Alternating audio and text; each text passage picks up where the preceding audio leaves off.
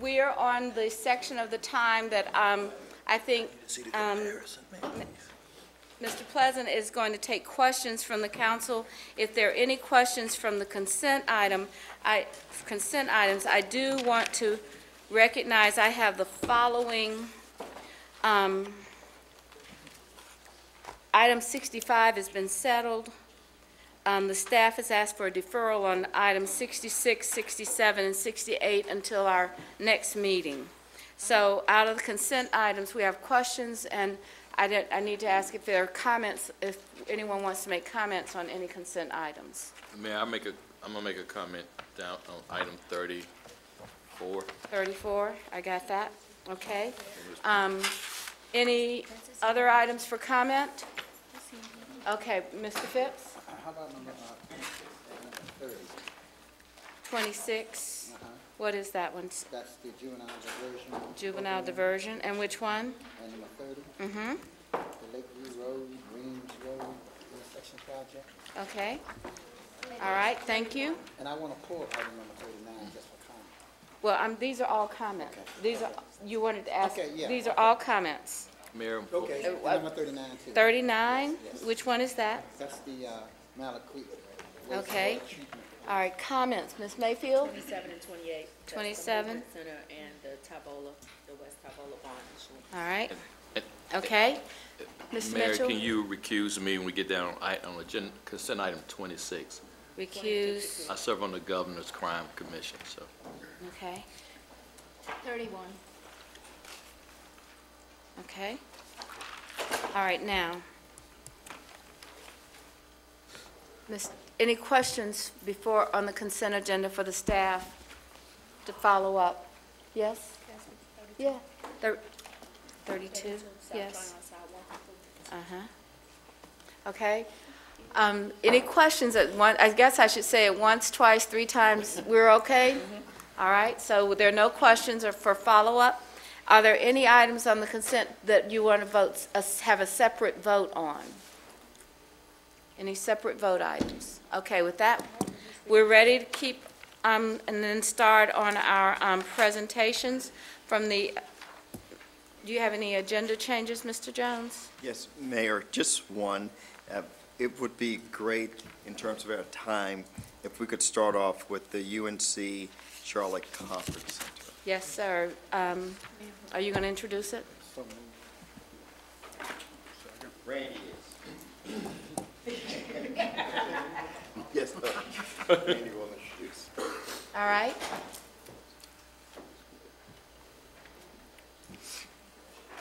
Good evening, Mayor and members of council. It's great to be here tonight. I want to introduce Dr. Phil Dubois, who will be giving a presentation on a potential partnership proposal between UNCC and the City of Charlotte as it relates to a potential conference center. And it's a great opportunity to expand hospitality and tourism, as well as also to really help UNCC in its quest and efforts to really become one of those premier destinations for academic conferences in the nation and the world. So with that, let me go ahead and introduce Dr. Phil Dubois to start the presentation, and then Ron Kimball will say just a couple of comments at the end. So thank you, Dr. Dubois. Thank you, Randy. Mayor Lyles, members of the council. It's about 10 minutes from good evening, so good evening. Thank you for giving me this opportunity to present to you information about our plans to build a major full-service Marriott Hotel and Conference Center on the main campus of UNC Charlotte. Before coming here tonight, I was talking with my wife, Lisa, about my presentation tonight, and I got the kind of spousal advice you get after 42 years of marriage. Make sure you don't talk too long, don't try to be too charming, too witty, or too intellectual, just be yourself. So we have a PowerPoint I'm going to go briskly through. As outlined here, I'll present most of it, and as mentioned, Ron Kimball will help out at the end there. As I outline our project and the partnership we seek with you, let me note that we have a strong historic set of partnerships involving the city and the university. All of these were made possible by trust, goodwill, and shared financial responsibility. Obviously, the most recent of these, the development of the Blue Line extension, may be the most transformative in the university's history. That line would not have been built but for the city's commitment to build it and the university's willingness to bring the train onto campus to ensure the ridership volume necessary to meet federal transit funding requirements, and to grant CATS a cost-free easement worth about $6.5 million to complete the line. After Ron and I have had a chance to present this partnership concept, we'll certainly welcome the chance to answer your questions.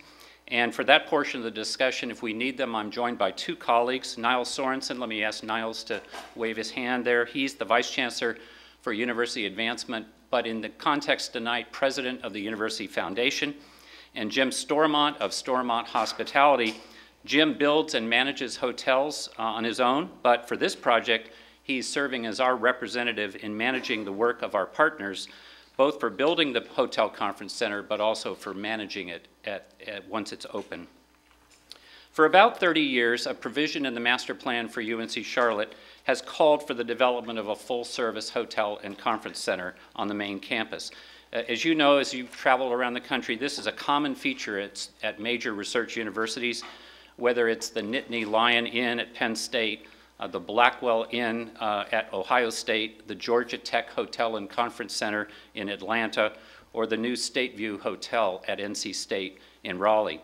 Not only do these facilities serve as important amenities for the alumni and friends of the universities, but they're integral to building and sustaining the strong academic reputation of these institutions as they compete for talent to serve on their faculties and in their administrations, and to expose their institutions to visitors, as Randy said, from around the country and around the world who attend academic conferences and meetings that are organized and offered at these facilities.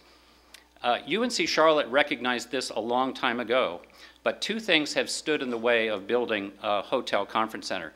First, market studies of the University City area historically have indicated that our area could at best support only one full-service hotel, which we already have, the Hilton at University Place. Secondly, as you may know, the economics of hotel development are such that developers expect a relatively high rate of return on their investment, and we were concerned about engaging with a developer who might want to flip that hotel in just 5 to 7 years, and we couldn't be assured of the future ownership and operations. Now, three things have changed all that. First, the passage of time. Over time, University City has grown both in size and character, becoming the city's second largest employment hub.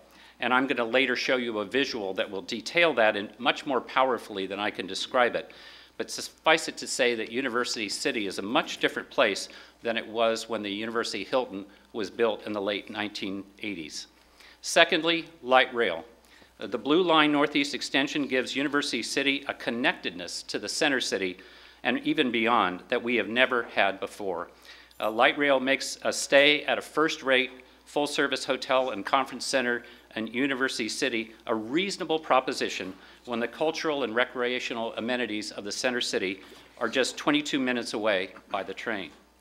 And then third, an important change, the UNC Charlotte Foundation. Our foundation's leaders have come to share my view, and in fact, they thought of it first, that the only conceivable owner for a hotel conference center at the university would be our foundation. And why? Principally because the foundation does not need to see a return on their investment.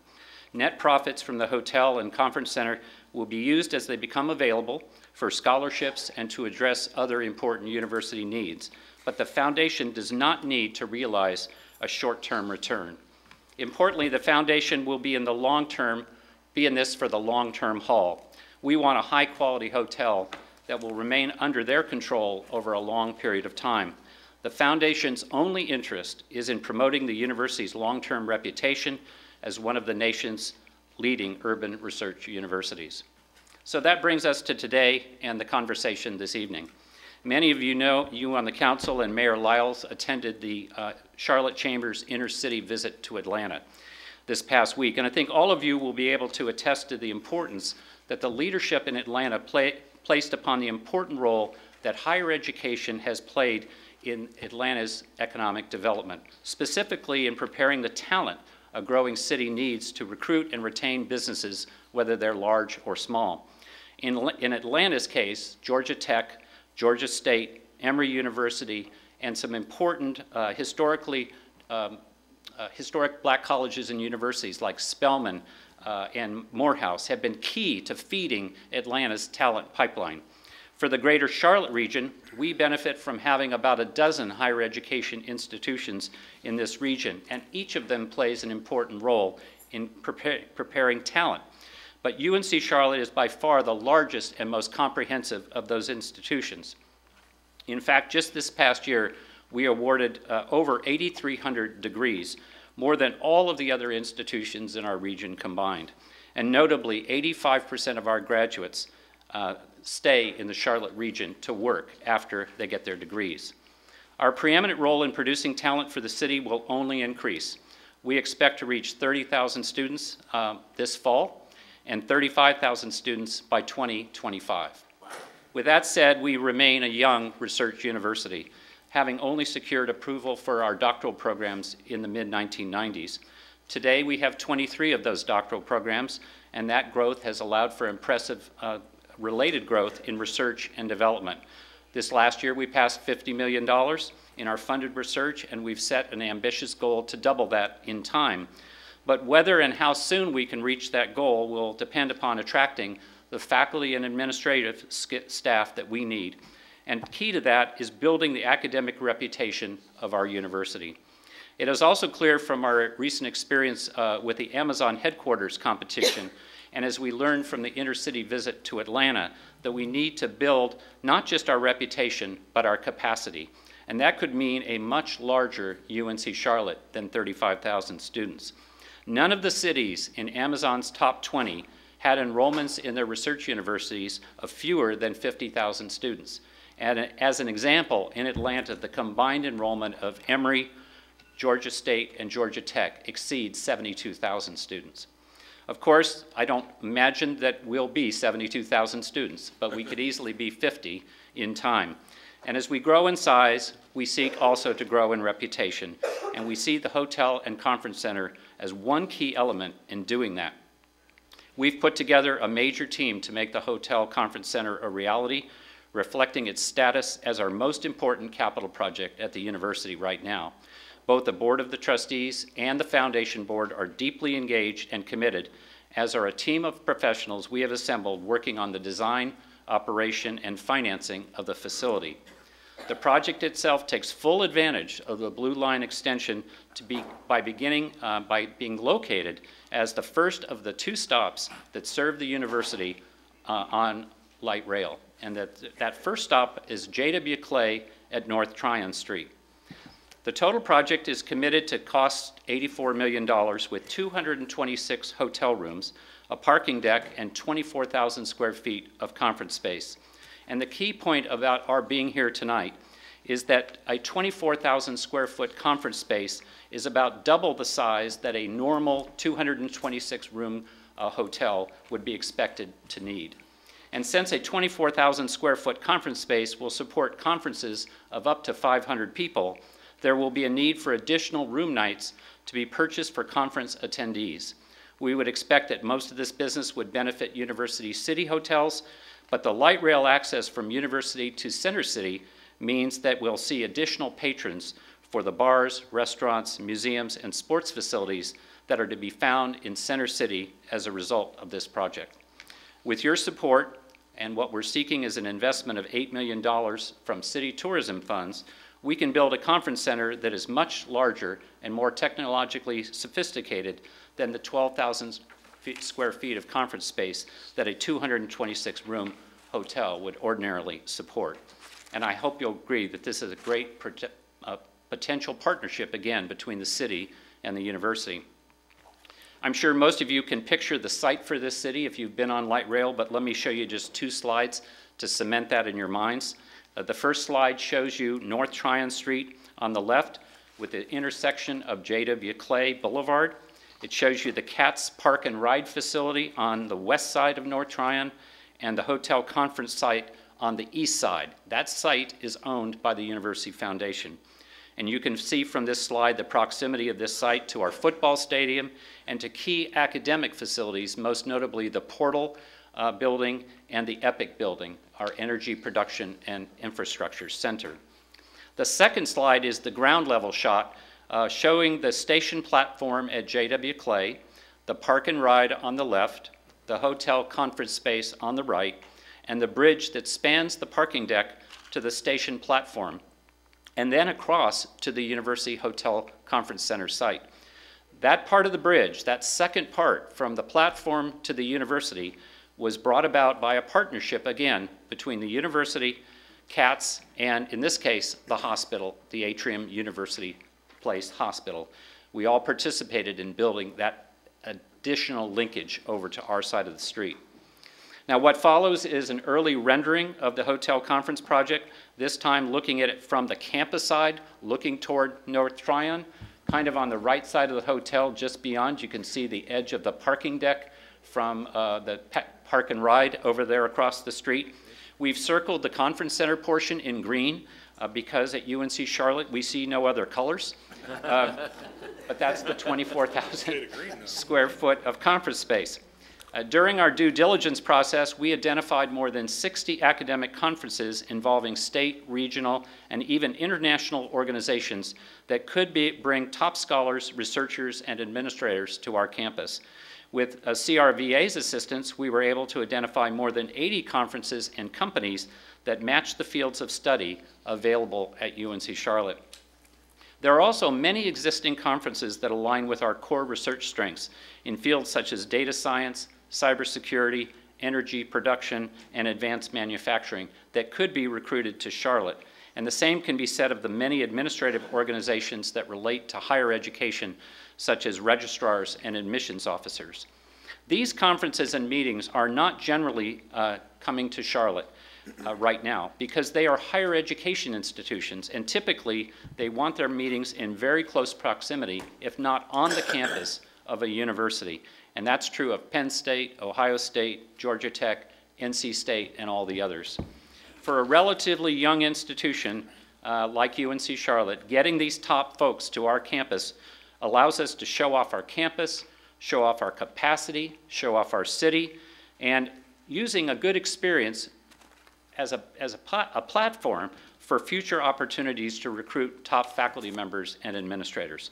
It also remains the case, I think everybody would know, that this will be of particular interest to us on football weekends and family weekends for our alumni. Anything that brings the campus visitors will benefit from this hotel conference center.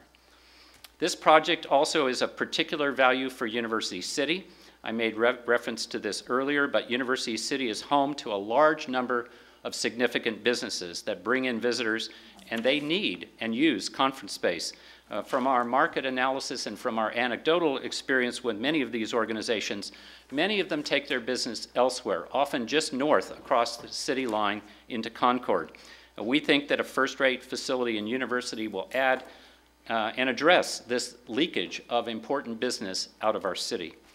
There are also clear benefits to the city. I've referenced the potential symbiotic relationship between the Hotel Conference Center and Center City, including larger conventions and meetings that might be taking place downtown and that need additional rooms. And in this context, think national political conventions. As we've indicated on this slide, we'll also take steps to ensure that the businesses associated with constructing this new facility are equitably treated with respect to subcontractors and suppliers, and we can envision the creation of one or perhaps several scholarships for hospitality workers who might want to advance their education at UNC Charlotte. And as that last bullet indicates, once the hotel and conference center is up and running, there will be approximately 210 new jobs available for Charlotteans. The $8 million investment that we're asking you to make in city tourism funds is paid back relatively quickly. Using relatively conservative assumptions developed not by us, but by our market and financial advisors, we believe the Hotel Conference Center will have returned the city's investment within the first 6 to 7 years in hotel occupancy tax, the local share of the state sale tax, the food and beverage tax, and the half-cent transit tax. And I should note that the tax calculation does not include the additional tax benefits that will be realized by other University City or Center City hotels and businesses that will generate business from our conference center and hotel patrons. The $84 million project has a multi-layered capital stack. The university's foundation will borrow $45 million as the biggest portion of that. We do have skin in the game with $9 million in cash from our foundation and $20 million we are assembling in private contributions from donors and friends using charitable gift annuities as the instrument. Marriott has provided $2 million in what is called key money, and you will see there our request for $8 million from the city. I think that's probably the end of my part of the conversation, and I'll turn it over to Ron to give you the rest.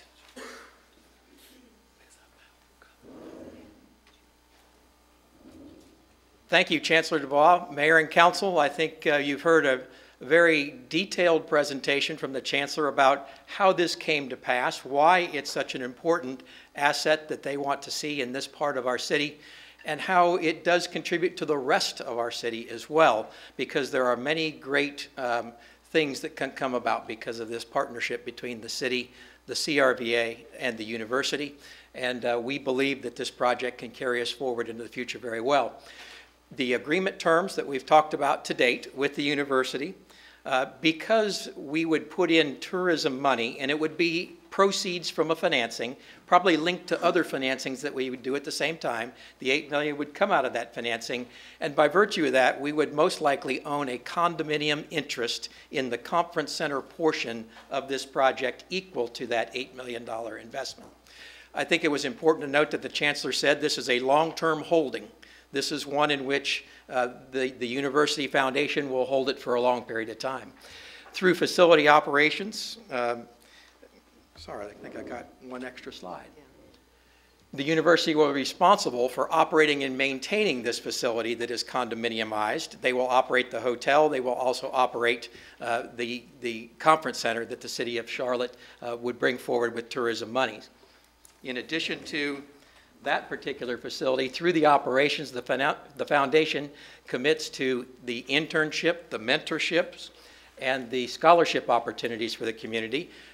Dr. Dubois also talked about the minority, small women business enterprise goals that would be achieved through this interaction and this partnership between the two entities. And also the agreement between UNC Charlotte and the city would include access to the facility on a certain number of rent-free use days on an annual basis for the duration of the financing that we would have in the particular project. We believe that this adds to the landscape of both the University City area of Center City. It has the ability also to technically and electronically and digitally connect this conference center facility to the UNC Charlotte campus building in the Center City, and also connect to our Uptown Convention Center as well, so that you could see the same kind of presentation that would occur in any one of those facilities. You could see it from the other two facilities through digital connection among the three. Very powerful to present an opportunity like this that we don't have in our community today, and that's another reason why we see value in the partnership opportunity between and among us. The timeline is fairly quick. You know that you have seen a rezoning filing by the university for this property. The public hearing on that rezoning is going to be on July 23rd. We're here tonight talking about the presentation and talking about the request for funds by the university. Sometime in the July-August timeframe, we will complete our negotiations with the university on the conference center portion of it, and if we do that in a faster way, we could be back as early as July 23rd, but if we can't do it within that time frame, we would want to come back to you in August. The council consideration of the rezoning would take place on August the 27th, because the public hearing would be on July 23rd. You're in a shortened summer season with fewer council meetings, so we've got to make sure we meet the obligations of all the rezonings that you have in the pipeline, and your two meetings are July the 23rd and August the 27th. If the council were to approve this financing and this funding as a partnership, they would begin construction in January 2019, and the August 2020 would be the anticipated project completion date for this facility. Kind of resonating with some other things that you're hearing about that might be happening in the August to September 2020 Might be a timeframe. little close. Yeah, no kidding. We're cutting it close on a lot of different things in order to be prepared for that potential event in 2020. That is our presentation combined between the university and the city, and now we'd like to entertain any questions that the council might have as we move forward towards next month's proceedings. Well, I want to say thank you. Chancellor, I went to a conference recently, and they had a whole thing on the growth of esports, and that conference center looks like an ideal location to start our first amateur team that we want to go pro with. So with that, actually, your students will probably all be there doing that teamwork at sport, right? I have Ms. Mayfield and then Mr. Driggs. Thank you, Mayor. Mr. Kimball, 2 slides back, when we look at the agreement between UNC Charlotte City to include access to the facility on a rent-free basis, would that be an opportunity for CBI? Because I know we noted that you'll work with Charlotte Business Inclusion, but for the rent-free basis, if there was an opportunity for CBI, would that be an example of what can be used there, or are you just thinking like graduations or something? I think it would be events and activities that could occur in that facility on a rent-free use basis. We would have to pay the expenses associated with that, but I think that we could determine together what kind of events that we would want to have in that facility as the usage of our rent-free use days. Oh, yeah. We're going to So- have that game out there. So, that we're on the same page. What I'm thinking about is, one, I think this is a great idea. It's a great opportunity when we've gone to Boston and other places, and you see what they have as far as education. What I'm thinking about is UNC is already a partner with the city through our small business programs, and to have a conference center and to know that through CBI, if there's a workshop opportunity, if that could be considered as one of the days before they're all identified for the free rent days, it would be good to know. So I just thought I'd ask. I think that you could do that, but remember again that we're using tourism funds as the source of funds for investment in this facility, and by their very nature, tourism funds are intended to grow the economy from a visitor spend. So as long as that CBI seminar was bringing in people from a region and from an area, I think you could then say that you're bringing visitor spending into this community and marrying up the needs of this community with the visitor spending that they bring. So that, just clarification, last example would be Black Enterprise. We hosted Black Enterprise here a couple of weeks ago. That would have been and the hope is to lure Black Enterprise back. Again, this will be a great opportunity Yes. because that is all about tourism, but it's also about business development. I think you're on the right track to marry those two thoughts and achieve both when you do it. Thank you. Okay, Mr. Driggs? Thank you, Mayor. Chancellor Dubois, we really appreciate the relationship with UNCC, and I think we should always acknowledge that. And this is another good initiative. I have a couple of questions. For one, if the city is a condominium owner, does this facility in any way tie into our other city conference facilities? Or do we have any role in, for example, choosing events that might occur there? Or are we kind of a passive, completely passive investor? They are the operator of the facility. I'm sure they would listen and cooperate and coordinate with the CRVA and the city on the types of events and activities that could come here. By virtue of the rent-free use days, we would have the ability to more or less dictate on those particular days, but I think it's cooperation, coordination, and finding ways in which we both benefit from working together in a partnership fashion. And just to be clear, Here. the foundation is the owner, but our operator is Sage Hospitality. They're located in Denver. We've come to know them well. They would be the people actually working with CRVA and trying to get bookings into the hotel and conference center. So I think you have a very large say over the kinds of events that would come here. So if I could follow up, Mayor, The other question I think we should address is, there's reference in the presentation to the fact that because the conference center exceeds the capacity of the hotel, there's a benefit to other hotels from bookings, which is a plus. But the question also arises as to whether this funding structure creates an advantage, a competitive advantage that might enable the hotel, for example, to offer lower rates because they're not working against the same ROA targets and goals. So can you just sort of respond to that? Because we've heard people say that public money supporting what is basically a competitive enterprise in the market could create an uneven playing field. That is what some of them, other hotels could say, but the uniqueness of this particular hotel and the design of how it's being constructed with the conference center oversized as a result of the city's investment of tourism funds, it does create the opportunity for spillover into the additional hotels that otherwise wouldn't be there for a smaller type conference center and smaller type hotel. And the fact that they can bring in academic conventions and conferences that we have not yet been able to do will grow the base for not just this hotel, but other hotels in the area. And we've got the opportunity to go and showcase that and talk about that in the University City area. By virtue of the fact that you have a letter on file by the University City Partners that talks about the advantages that this creates, not just for this small footprint, but for the entire University City, I think is also proof that this will have throw-off benefits to more than just a very nominal sphere around it. It will have benefits to the entire University City area. Thank you. Any further, Mr. Phipps? Yes.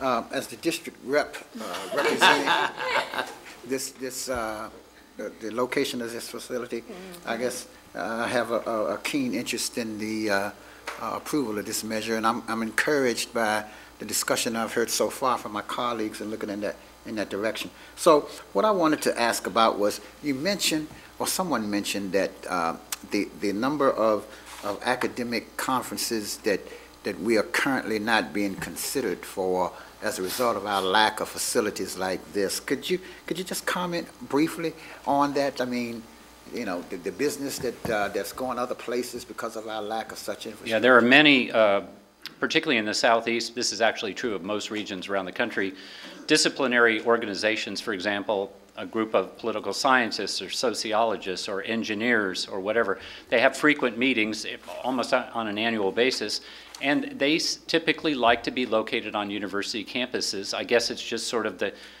nature of the beast. They don't necessarily want to go to a city and be stuck in a downtown hotel. They want to be near a university campus where they can meet colleagues and see the facilities and learn something about what other institutions are doing in their area. So that's and like I said, when we did the market analysis, that was pretty well borne out. Our department heads and deans could identify, as I mentioned, 60 kinds of conferences that they would welcome the opportunity to market to Charlotte, but they haven't been able to get them. They're going to other places in the Southeast. So. Thank you. All right. We don't want contact with real people. We want to be cloistered among ourselves. So. Thank you, Madam Mayor. Chancellor, thank you for a very detailed presentation. I was very impressed with the detailed financial projections. Being a CPA, I always enjoy that. And return on the investment we are making. Also, I appreciate the participation by minority and women-owned businesses. I think that's a big plus. And also ability to build academic reputation. I know we often talk about how we don't have a research institution. We do have one. It's just there is a support that we need to build around that institution to attract more research funding. So I appreciate this proposal. Thank you. We are, as I mentioned, we're aggressive, we're competitive, we're ambitious, but we're also young and we're relatively small, and we seek to change that. Thank you. All right, we appreciate it. We'll have you'll be on the agenda in July. Thank you. We're going to also go out of our order and go right to another pressing item, which is land acquisition for Gateway Station. Mr. Lewis?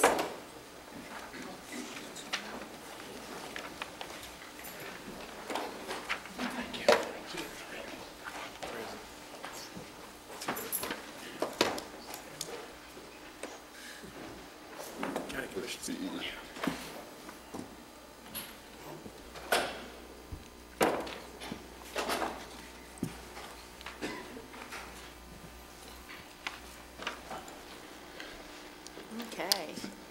Thank you, Mayor. Members of council, I'm here before you this evening to give you an update on a very important and exciting project that we, along with our partners at North Carolina DOT and the Federal Railroad Administration, have been working on for a number of decades, and that's Charlotte Gateway Station. I've been before you on several occasions to give you, to ask for your input and execution of several agreements that we've had with our partners to move this project forward. I just want to give you a brief update. As you know, the Gateway Station will bring Amtrak service from the old station on the outskirts of the city into Uptown at the location of Trade and Graham Street, creating multimodal connections, and most importantly, establishing a new activity center and transit-oriented development at the location. We've been working on this project for several years. We've had established a station vision plan. We've interacted with the community, talked with our neighbors to ensure that the goal of this meets not only the expectation of the community from a mobility standpoint and a development standpoint, but also to ensure that we are good neighbors in that regard. And so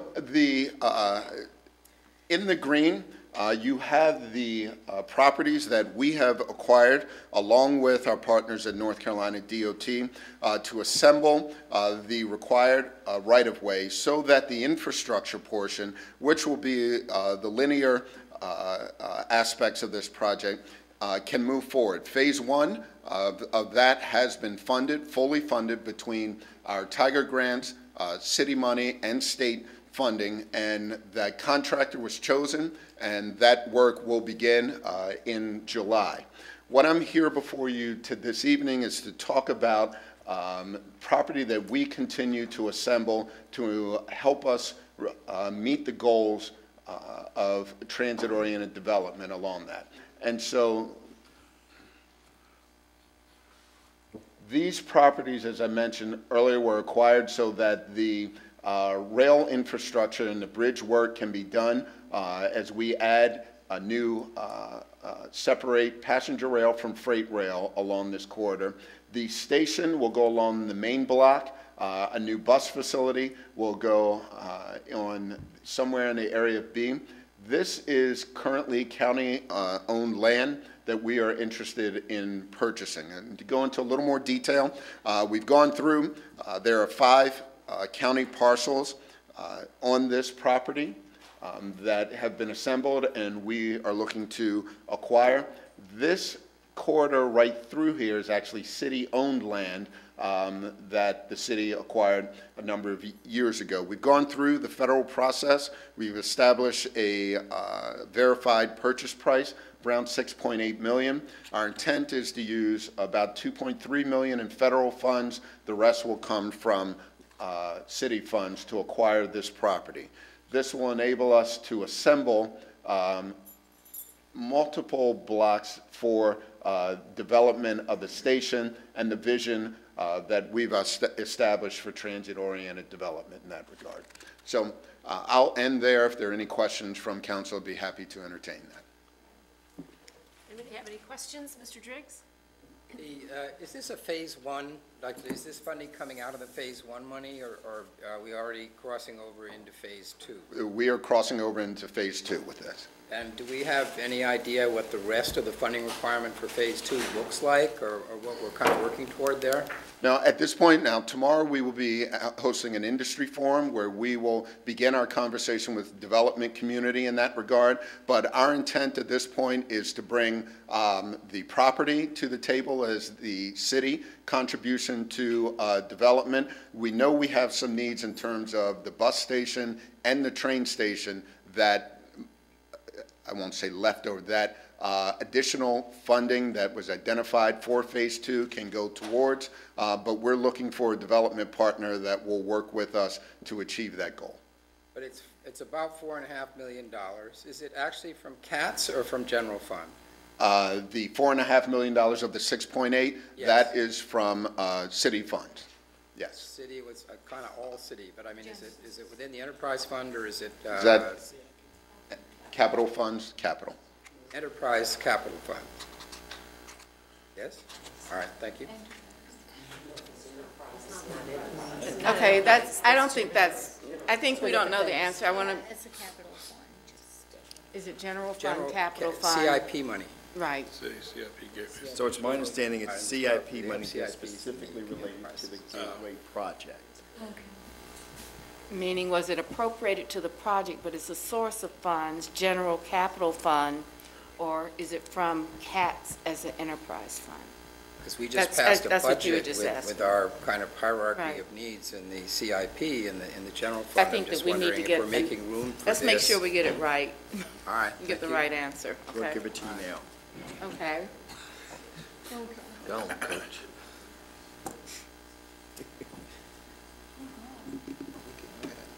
Is that it?